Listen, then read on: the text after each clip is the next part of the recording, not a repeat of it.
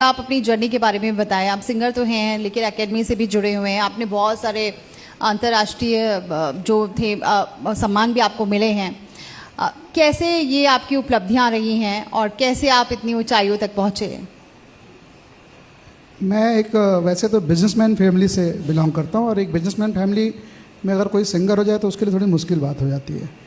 तो बहुत ढेर सारी मुश्किलों का सामना करना पड़ा, लेकिन मेरे फादर मेरी मदर ने मुझे बहुत सपोर्ट किया यहाँ तक पहुँचाने में। और मैं अभी वर्तमान में उत्तर प्रदेश संगीत नाटक अकादमी का सदस्य हूँ।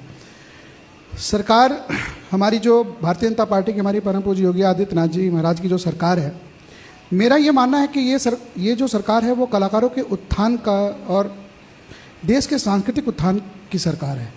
क्योंकि योगी जी और मोदी जी की जो सरकार है उनके रहते समय जितनी योजनाएं इतनी ज़्यादा कलाकारों के वेलफेयर के लिए आई हैं जो कि कलाकारों तक सीधा पहुंच रही हैं। जैसे मैं आपको उदाहरण के लिए मैं आपको एक सिंपल सा योजना बताता हूं जो जिसमें महाराजगंज के 41 आर्टिस्ट उसका लाभ ले रहे हैं। उस योजना का नाम है वृद्ध जन कलाकार योजना।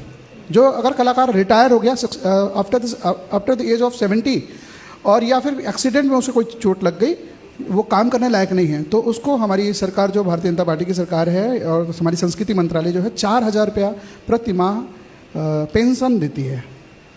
ये सरकार की योजना है। एक अमित जी, आपको नहीं लग रहा कि कला और संस्कृति पर योगी सरकार का काफी फोकस है और वो बढ़ी है? कुछ भी, चाहे अयोध्या की बात करें, बहुत सारे कार्यक्रम कलाकारों को जोड़ा गया है। जी बिल्कुल, केवल नॉट और हर जिले की हर संस्कृति आपको दिखेगी। बिल्कुल, केवल उत्तर प्रदेश नहीं, पूरे भारत नहीं, पूरे विश्व की बात मैं कर रहा हूँ। पूरे विश्व के, जैसे दीप उत्सव का अगर हम उदाहरण लें तो दीप उत्सव जो अयोध्या में होता है उसमें पूरे विश्व के कम से कम 12 से 13 ऐसे देश आते हैं, अलग अलग देश आते हैं जो रामलीला वहाँ प्रस्तुति करते हैं। ऐसे ही जब महाकुंभ हुआ तो महाकुंभ में संस्कृति विभाग का जो कैलेंडर था आप जब देखेंगे तो आप पाएंगे कि केवल भारत ही नहीं, दुनिया के कलाकारों ने वहाँ पे आके उन मंच पे परफॉर्म किया। और इतनी शुचिता के साथ कोई भी एक आम नागरिक अगर प्रदेश का है तो हमारी संस्कृति विभाग ने एक ऐसी व्यवस्था बनाई है कि संस्कृति विभाग का आप अगर ऐप केवल डाउनलोड कर लेते हैं तो उस ऐप में पूरे संस्कृति विभाग के साल भर का कैलेंडर आप देख सकते हैं।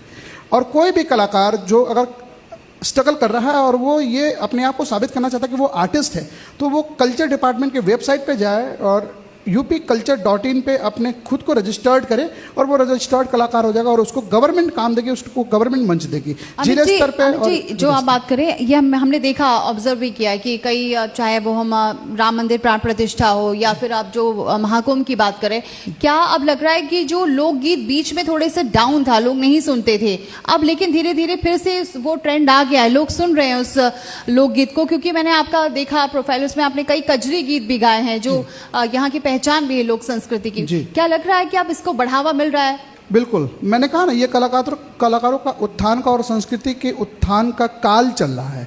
ये हम ये कह सकते हैं कि इतना ज़्यादा कभी नहीं हुआ जब ये मोदी जी और हमारी योगी जी की सरकार है।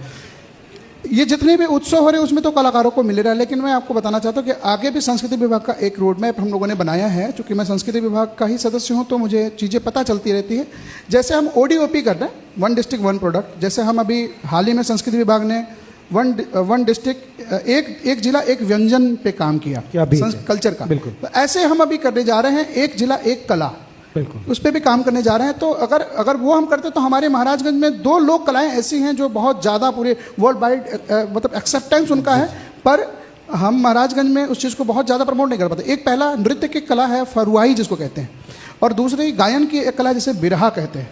वो बिरहा ऐसा है जैसे बुंदेलखंड में आल्हा, ऐसे हमारे यहाँ बिरहा है। जब वीर लोगों की वीरता की बात होती है तो उसे बिरहा में हम वो करते हैं।